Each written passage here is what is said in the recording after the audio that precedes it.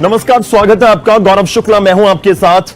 आज बात बजट की। पंजाब का बजट आने वाला है और उससे पहले बहुत सारी उम्मीदें आम लोगों के साथ साथ जो पंजाब की बड़ी इंडस्ट्रीज हैं उनको भी हैं। आज चर्चा इस मुद्दे के ऊपर ही कि बजट में आखिर क्या कुछ खास हो सकता है और जो इंडस्ट्री से जुड़े बड़े लोग हैं उनकी क्या कुछ उम्मीदें हैं।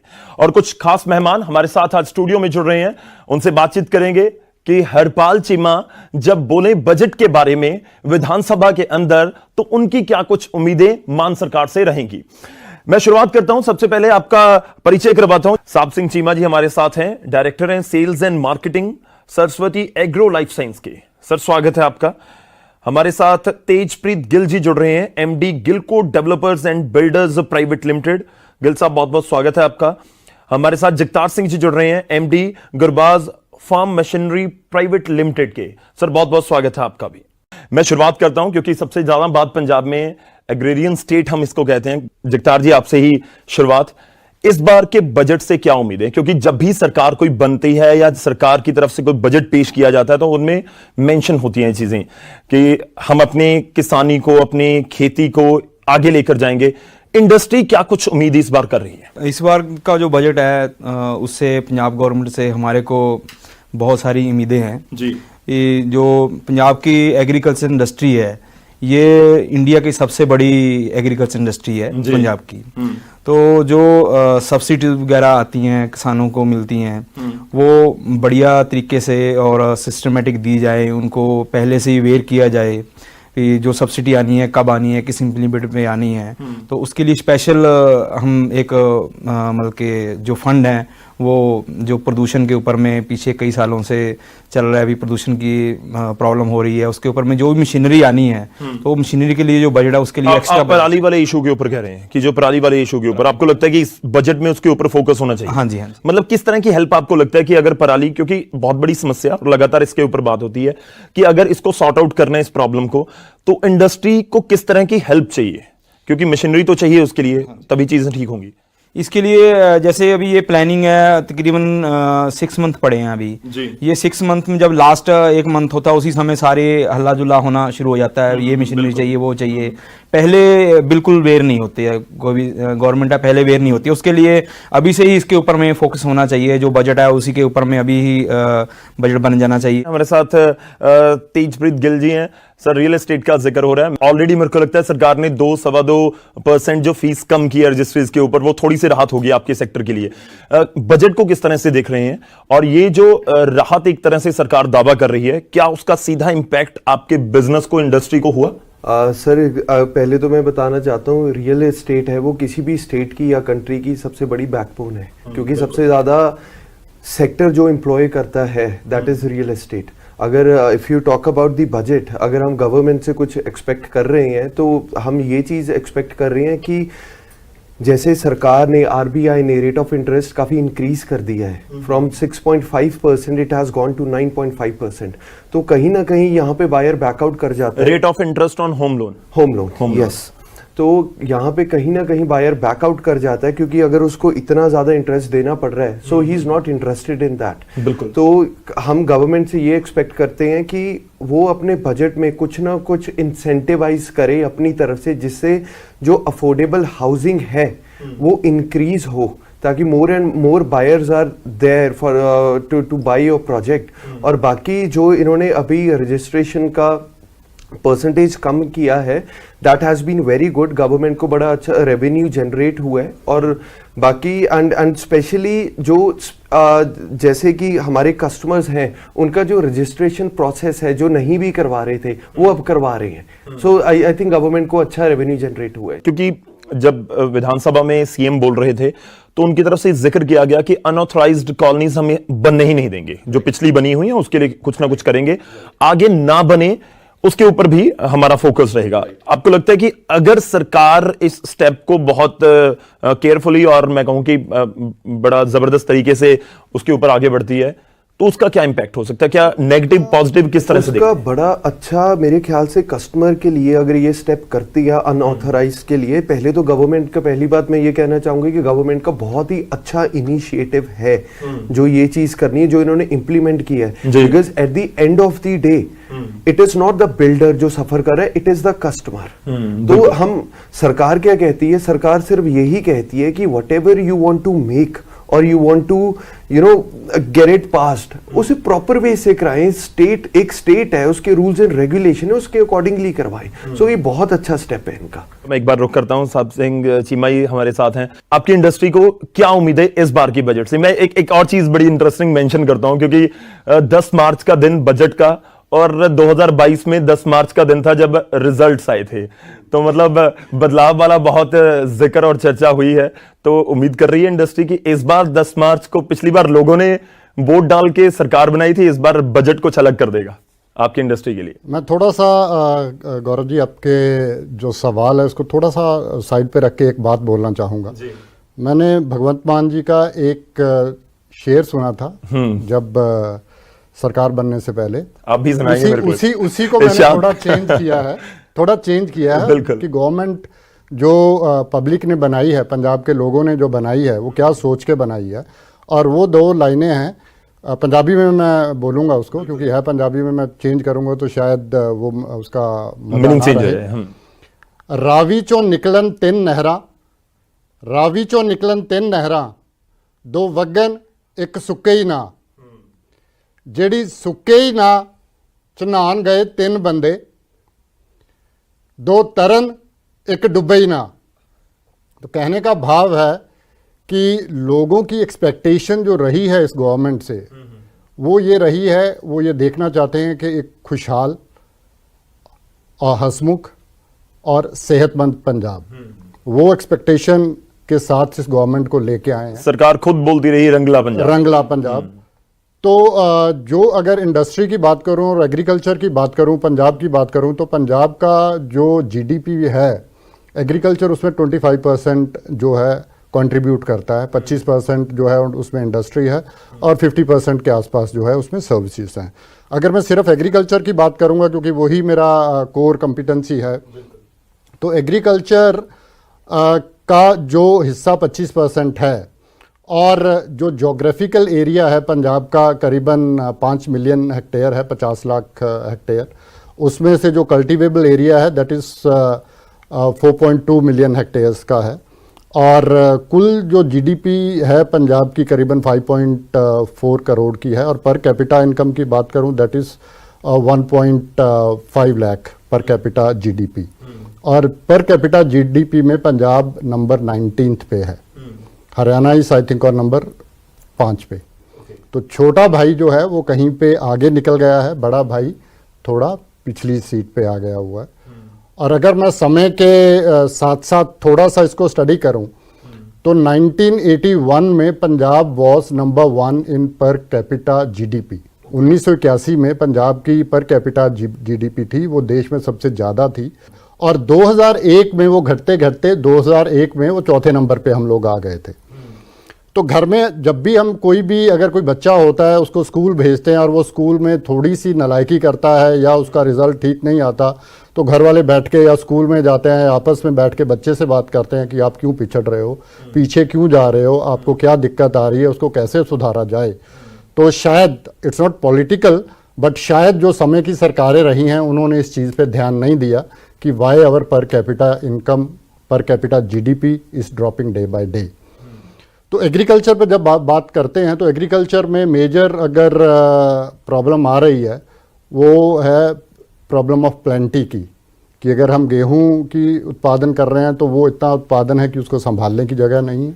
अगर हम पैडी पे जा रहे हैं तो उसको वो प्रोडक्शन इतनी हो गई है कि उसको संभालने के लिए या मार्केटिंग की प्रॉब्लम आ रही है। और अकेली मार्केटिंग की प्रॉब्लम नहीं आ रही, इस जो क्रॉप साइकिल है उससे जो इन्वायरमेंटल इम्पैक्ट्स हैं, जैसे वाटर टेबल डिप्लीशन हो गया, और इन्वायरमेंट पे जैसे बात करी स्टबल बर्निंग की, वो एक बड़ा चैलेंज आ रहा है। तो बजट से जो मैं एक्सपेक्टेशन रखता हूँ गवर्नमेंट से, तो पहले तो है कि how we solve the problem of plenty, और जो इन्वायरमेंटल हमारे सामने चैलेंजेस आ रहे हैं हम उसको कैसे एड्रेस करें जी। तो एक तो मेरी एक्सपेक्टेशन है कि जो पंजाब गवर्नमेंट है वो food processing, that is an industry जिसको कि लेके आना ही पड़ेगा आपको अगर आपने फूड प्रोड्यूस अगर 25% आपकी जीडीपी एग्रीकल्चर पे है, तो उस एग्रीकल्चर प्रोड्यूस की मार्केटिंग आपने कैसे करनी है वो उसके बारे में सोचना ही पड़ेगा। मैं जगतार जी आपसे भी कमेंट चाहूंगा। देखिए, सबसे हर जगह हर प्लेटफॉर्म पर यह बात होती है कि जो हमारे एग्रीकल्चर है, जो एग्रीकल्चर के साथ जुड़े हुए हैं, ये प्रॉफिटेबल नहीं है। मैं स्पेसिफिकली फार्मर्स का जिक्र कर रहा हूं। तो प्रॉफिटेबल बनाना एक तो हो गया कि आप फसल का रेट दीजिए, और दूसरा टेक्नोलॉजी किस तरह से उसमें इस्तेमाल की जाए, उसमें आपका एक बड़ा रोल रहता है, आपका चीमा साहब का। तो प्रॉफिटेबल बनाने के लिए आपको क्या लग रहा है कि सरकार आपको किस तरह से मदद करे, या इंडस्ट्री को किस तरह से मदद करे कि वो किसानों तक पहुंचे और चीजें थोड़ी सी आसान हो किसानों के लिए भी?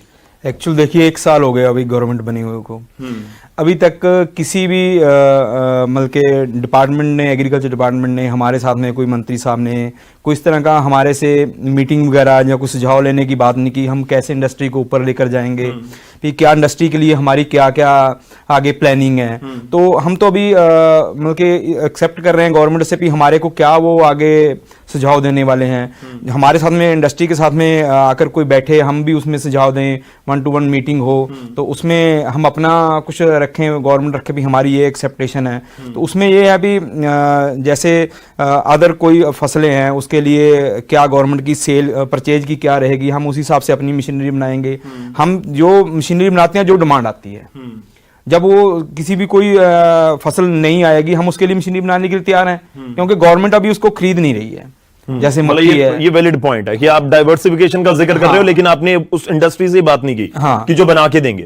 मतलब इस तरह की आपसे कोई बात नहीं। एक्चुअल वही गेहूं और धान में ही किसान रुके हुए हैं, क्योंकि अदर फसल में जाने के लिए गवर्नमेंट की उसमें रेट वगैरह फिक्स नहीं है, जहां उसके ऊपर में कोई उनको मशीनरी नहीं मिल रही है। क्योंकि मशीनरी तो मिलेगी, वो आगे उनको मालूम होगा भी हमने ये रेट मिलेगा, वो मशीनरी भी खरीदेंगे हमारे से, उसका इंडस्ट्री भी और किसान को भी बेनिफिट होगा। अभी मतलब कुछ क्लियर नहीं है किसान को। ठीक है, तेजप्रीत जी मैं आपके पास आऊंगा, पर चीमा साहब एक छोटा सा कमेंट, आप एग्री करते हो इस चीज से? देखिए, डाइवर्सिफिकेशन बहुत जरूरी है पंजाब में, और डाइवर्सिफिकेशन अगर आपने it can not be done overnight. उसके लिए एक लंबा प्रोसेस है, जहां पे आपको किसानों को एजुकेट करना पड़ेगा और किसानों को एक रोड मैप देना पड़ेगा कि अगर आप क्रॉप को चेंज कर रहे हो तो आपको क्या बेनिफिट होने वाला है। अकेला एमएसपी अनाउंस करने से बात बनने वाली नहीं है, उसका एक स्टेप आगे लेना पड़ेगा कि मार्केटिंग में गवर्नमेंट की क्या सपोर्ट रहेगी। मैं गिल साहब का रुख करता हूं। गिल साहब, आपकी जो पूरा सेक्टर है, जितना मैं समझ पाता हूं कि अलग अलग सेगमेंट्स हैं। एक ऐसा है जो ईडब्ल्यूएस है, इकोनॉमिक वीकर सेक्शन है, उससे ऊपर आ जाएगा, प्रीमियम क्लास में चला जाएगा। आपकी इंडस्ट्री का फोकस किसके ऊपर रहता है? वैसे तो बेसिकली पहले बिल्डर्स का क्या रहता था कि पहले अफोर्डेबल हाउसिंग पे बहुत ज़्यादा फोकस रहता था, because according to the population जो है हमारे पास, वो अफोर्डेबल हाउसिंग। बट आजकल की डेट में धीरे धीरे कस्टमर आपका चेंज हो रहा है, people are going into high and property now. कई कस्टमर है वो ले भी अपने इकोनॉमिक स्टेटस की वजह से भी लेते हैं कई चीजें। बिल्कुल, like there are certain projects जहां पे यू एक्चुअली फील प्राउड कि हाँ मेरे पास है। गवर्नमेंट से बस मैं यही कहना चाहूंगा कि द गवर्नमेंट शुड जितने भी पुराने अगर अफोर्डेबल हाउसिंग के प्रोजेक्ट्स जो अटके भी हुए हैं, उनके लिए थोड़ा स्ट्रेस फंड को एनहांस किया जाए, ताकि फॉर बेटर डेवलपमेंट जो अटके प्रोजेक्ट्स हैं वो भी निकल जाए वहां से। तो बाकी अगर अफोर्डेबल हाउसिंग की बात करें, ऐसा नहीं कि अफोर्डेबल हाउसिंग की मार्केट नहीं है, बहुत स्कोप है इसकी मार्केट में। It's just the trend of the market that people have shifted towards more of luxury. मैं थोड़ा सा और क्लियर बोलूंगी, जब गवर्नमेंट बात करती है या जब गवर्नमेंट कोई पॉलिसी का जिक्र करती है, तो उनका फोकस उस पॉलिसी के जरिए होता है कि उस पूरे क्लास तक पहुंचा जाए जो अभी थोड़ा आप कह सकते हो कि पॉवर्टी लाइन पे है या उससे नीचे हैं। तो मतलब वो आप कैसे मैनेज कर रहे हैं, या आप किस तरह से उसको देखते हैं कि वो दोनों क्लास के ऊपर सरकार का फोकस हो सकता है। जैसे कोई भी बिल्डर अगर अफोर्डेबल हाउसिंग बना रहा है, तो he has to, it is compulsory for him to keep a section for EWS, जो आपको गवर्नमेंट को हैंड ओवर करना होता है। So that is for the weaker section. अगर आप बात करो तो बिल्डर की ही रिस्पॉन्सिबिलिटी बनती है कि गवर्नमेंट को वो चीज बना के दे। That's how you get your completion letter on. बाकी अगर आप दूसरे प्रोजेक्ट की बात करें, हाई एंड प्रोजेक्ट की बात करें, आई वुड जस्ट कि कस्टमर तो चलो there are lot of customers in the market, but जो बिल्डर्स को, क्योंकि हाई एंड बिल्डिंग्स में अगर जाते हैं तो उसमें टेक्निकलिटीज भी बहुत होती हैं, बहुत ज्यादा। If you are going for high rise तो आपकी पाइल फाउंडेशन आ जाएगी, so there are lot of technicalities. बस गवर्नमेंट से यही है कि इसका जो प्रोसीजर है अबाउट दी परमिशंस अथॉरिटी से लेना, वो सिंगल विंडो कर दिया जाए। अभी मेरे को एक परमिशन के लिए अलग डिपार्टमेंट जाना पड़ता है, दूसरी परमिशन लेने के लिए मेरे को एविएशन एयरपोर्ट अथॉरिटी हाइट की क्लियरेंस के लिए जाना पड़ता है। तो अगर ये सिंगल विंडो में ही हो हर चीज कि रियल एस्टेट प्रोजेक्ट के लिए है, जैसे हमारी एक ऑर्गेनाइजेशन बनी हुई है गमाडा, तो इसके लिए भी अगर सिंगल विंडो में ये चीज आ जाए so it will be beneficial. पर गवर्नमेंट्स ऐसे बोलती रही हैं, मैं करंट गवर्नमेंट का जिक्र नहीं कर रहा हूं, इससे पहले भी जो सरकारें रही हैं उनकी तरफ से ये दावे होते रहे हैं कि इन्वेस्ट करिए आप पंजाब में, हम आपको सिंगल विंडो वाली एश्योरेंस देते हैं कि सब कुछ क्लियरेंस वहीं पर होगी। क्या नहीं होता है वो? सर अभी तक तो देयर इज ऑनेस्टली अभी तक तो ऐसा कुछ है नहीं। जगतार जी, मैं एक छोटा फाइनल रिएक्शन चाहूंगा। देखिए, बहुत सारा जिक्र हम किसानों को लेकर कर रहे हैं, इंडस्ट्री का फोकस किन के ऊपर होता है? छोटे किसान, सरकार का। मैं जो पहले गिल साहब से भी बात कर रहा था कि सरकार का फोकस होता है उन लोगों के ऊपर जिनके पास अपने घर नहीं है। जब मैं किसानी का जिक्र करता हूं तो सरकार का फोकस उनके स्टेटमेंट्स के अंदर होता है जिनके पास 1 एकड़ 2 एकड़ 3 एकड़ जमीन है। इंडस्ट्री का फोकस किसके ऊपर रहता है? क्योंकि हो सकता है 1 एकड़ वाला कोई बड़ी इंडस्ट्री से कोई एग्री का जो प्रोडक्ट्स हैं वो खरीद ना पा रहा हो, तो किस तरह से आप मैनेज उसको करते हैं, या आपको लगता है कि उसके ऊपर फोकस करने की जरूरत है? देखिए, जो छोटा किसान है वो तो मशीनरी नहीं ले पाता है क्योंकि उसके पास में ट्रैक्टर वगैरह नहीं है जी। और बड़े किसान जो हैं वही मशीनरी लेते हैं। जो तकरीबन 5 एकड़ से ऊपर है वही जो एग्रीकल्चर इम्प्लीमेंट लेता है। इसके लिए तकरीबन जो आज की जो मशीनरी की कॉस्ट है, जितना स्टील के रेट ज़्यादा हैं, वो 5 एकड़ वाले को भी प्रॉफिटेबल मशीनरी नहीं है क्योंकि उसके लिए स्टील के रेट बहुत ज़्यादा हैं। जब वो ब्याज पे मशीनरी लेता है, रेट ऑफ इंटरेस्ट बहुत ज़्यादा है। एग्रीकल्चर में कोई स्पेशल छूट नहीं है जहाँ उसको कोई स्पेशल इस तरह की मशीनरी लेने के ऊपर में कोई अभी तक कोई बड़ी कोई सब्सिडी वगैरह नहीं दी जाती है। इसके लिए गवर्नमेंट को कुछ ना कुछ उसके ऊपर में जो गवर्नमेंट स्टबल बर्निंग वाली मशीनरी के लिए बोलती है कि आप लीजिए, सब्सिडी है वहां पर। कुछ नहीं, अभी तक सेंट्रल गवर्नमेंट की ही जो है वो पंजाब गवर्नमेंट की, तो अभी तक कोई स्टबल बर्निंग के लिए कोई सब्सिडी वगैरह नहीं है अभी तक। आपको लगता है कि वो बजट के ऊपर उसको फोकस करना होना चाहिए? सर, आप सहमत हैं इस चीज से? आई थिंक बड़ा अच्छा क्वेश्चन इन्होंने रेज किया है कि जो मार्जिनल फार्मर्स हैं, छोटे फार्मर्स हैं, ज़रूरत उनको भी पड़ती है, और अगर बात करेंगे नंबर ऑफ दैट फार्मर्स वो काफ़ी हाई हैं। तो एक चीज़ जो सेंट्रल गवर्नमेंट की तरफ से भी एफपीओस की बात आ रही है, फार्मर प्रोड्यूसर ऑर्गेनाइजेशंस, और पंजाब में बड़ा अच्छा एक उसका सेटअप है जो कॉर्पोरेट सोसाइटीज़ हैं जी।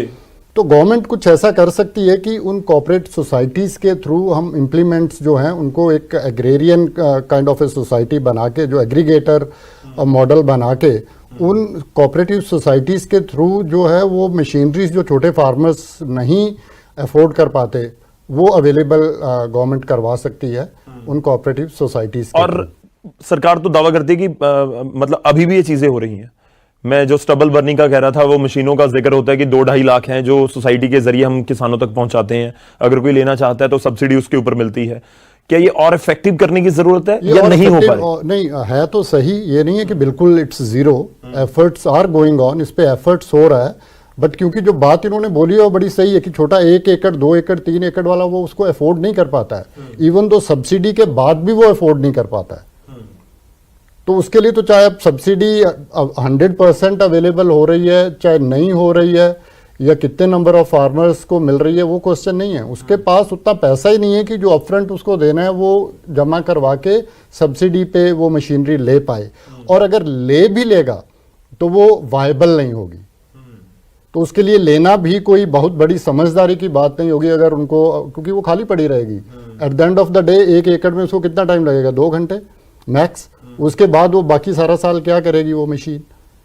सो that would be a waste of resource. तो उसकी बजाय ये कर सकते हैं कि जो कोऑपरेटिव सोसाइटीज़ हैं या जो गांव में एफपीओज हैं, I think government is working something on that, जिसमें कि एफपीओज को वो जो है डिफरेंट रेट ऑफ सब्सिडीज पे वो इम्प्लीमेंट जो है सब्सिडी देने की बात कर रही है। एंड उसमें कोऑपरेटिव सोसाइटीज भी इंक्लूड कर सकते हैं, जहाँ पे कि वो नॉमिनल रेट्स पे अवेलेबल हो, किसान वहाँ पे जाएं, जिसको ज़रूरत है वहाँ पे वो हायर करें कुछ घंटों के लिए, उस हायरिंग के पैसे दें। ये बातें होती रही हैं पिछले कुछ टाइम में। इनफैक्ट वो ऐप्स का जिक्र कर रहे हैं कि ऐप बना देंगे, आपके एरिया में कहां पर मशीन है आपको मिल जाएगी। चलिए मैं थोड़ा वाइंड अप की तरफ बढ़ता हूं, एक छोटा छोटा कमेंट चाहूंगा डायरेक्टली, ताकि अगर सरकार इस समय सीएम या फाइनेंस मिनिस्टर सुन रहे हैं तो उनको डायरेक्टली ये पता लगे कि चाह क्या रही है इंडस्ट्री। बहुत छोटा सा अगर आप डायरेक्टली कहें कि ये वाला काम तो इस बार जरूर कर देना। एग्जैक्टली मेरा दो वर्ड्स हैं, processing and marketing of agri produce. ठीक है, तो ये उसके ऊपर फोकस करने की जरूरत है। गिल साहब। सर मेरे बस यही है कि अफोर्डेबल हाउसिंग को प्रमोट किया जाए और एक सिंगल विंडो मैकेनिज्म दिया जाए, सो विच जो हमारा प्रोसेस है it becomes easier for us to get the project authorized by the government authority. देखिए इन्वेस्टमेंट का बड़ा जिक्र होता है ना कि इन्वेस्टर्स पंजाब आए, तो ये भी एक मैसेज होगा कि अगर सिंगल विंडो वाला हो गया तो ऑब्वियस है कि बहुत सारे इन्वेस्टर्स पंजाब आए। They don't have to run into a hassle of going here and there. एक विंडो है और इस प्रोसीजर को अगर एक्सपीडाइट करा दिया जाए, सो नथिंग लाइक इट। तो मेरे ख्याल से और लोग इंटरेस्टेड हो जाएंगे इन चीजों में करने के लिए। जगतार जी, आपका फाइनल कमेंट, जो डायरेक्टली आपको लग रहा है कि इस बार तो कर ही देना, क्योंकि बहुत टाइम से पेंडिंग है, या हम उम्मीद कर रहे हैं? एक्चुअली देखिए गवर्नमेंट से हमारे को बहुत सारी उम्मीदें हैं, हो भी रहा, अच्छा कर भी रहे हैं। जैसे इन्होंने जो फालतू पड़ी हुई जमीनें छड़वाई हैं उससे रेवेन्यू बहुत ज़्यादा बढ़ा है। इस तरह से इनको जड़ मालूम है, जड़ देखें कहाँ इंडस्ट्री बढ़ सकती है, उस जड़ को थोड़ा सा देखकर मतलब कि पानी लगाया जाए तो वो बढ़े। मैं आपसे बात करके मुझे ये भी लग रहा है कि ये गैप भी खत्म होना चाहिए। हाँ, कि अगर आप किसानों से जाकर बात कर रहे हैं कोई पॉलिसी बनाने के लिए, या जो स्टेक होल्डर है सबसे बात होनी चाहिए। मेरे को लगता है ये भी एक सरकार तक जरूर मैसेज पहुंचेगा। आई थिंक बड़ा सही इनका वो है, और उसका एक जवाब दिया जा सकता है कि दवाई की नहीं, इलाज की जरूरत है। क्योंकि हम इन्वेस्टमेंट सबमिट कर रहे हैं अभी, बाहर से आए जो लगी हुई है उसी को ही पानी डाल दिया जाए तो वही बढ़ सकती है। बिल्कुल, चलिए शुक्रिया बहुत बहुत जगतार जी आपका, गिल साहब आपका, ये भी चीमा साहब आपका भी धन्यवाद हमारे साथ जुड़ने के लिए। उम्मीद है कि ये सरकार तक भी जरूर पहुंचेगा, और जब बजट खुलेगा तो उसमें बहुत कुछ चीजें ऐसी होंगी जो इंडस्ट्री तक पहुंचेंगी। फिलहाल के लिए इजाजत दीजिए, धन्यवाद।